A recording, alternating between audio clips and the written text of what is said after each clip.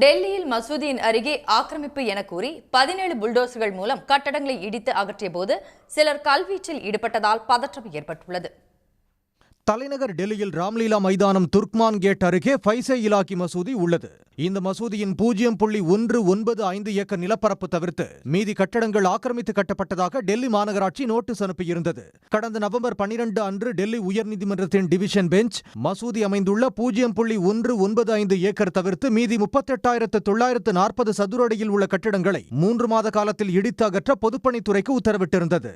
இந்நிலையில் மசூதி நிர்வாகம் டெல்லி உயர்நீதிமன்றத்தில் டிவிஷன் பெஞ்ச் தீர்ப்பை எதிர்த்து மேல்முறையீடு செய்தது. நேற்று இந்த மனு விசாரணைக்கு வந்தது. இதில் டெல்லி மாநகராட்சி, டெல்லி மேம்பாட்டு ஆணையம், நகர்ப்புற மேம்பாட்டு அமைச்சகத்தின் நிலம் மற்றும் மேம்பாட்டு அலுவலகம், பொதுப்பணித்துறை மற்றும் டெல்லி வக்ஃப் வாரியம் ஆகியவற்றுக்கு நோட்டீஸ் அனுப்ப உத்தரவிட்ட நீதிபதி அமித் பன்சால் வழக்கை வரும் ஏப்ரல் 22 அன்று விசாரணைக்காக பட்டியலிட்டார்.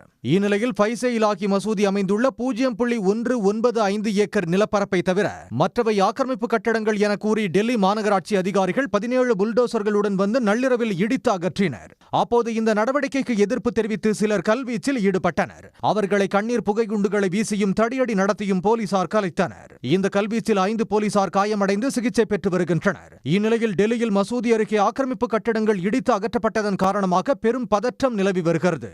உடனுக்குடன் செய்திகளை தெரிந்து கொள்ள சன் நியூஸ் பெல் ஐகானை கிளிக் பண்ணுங்க.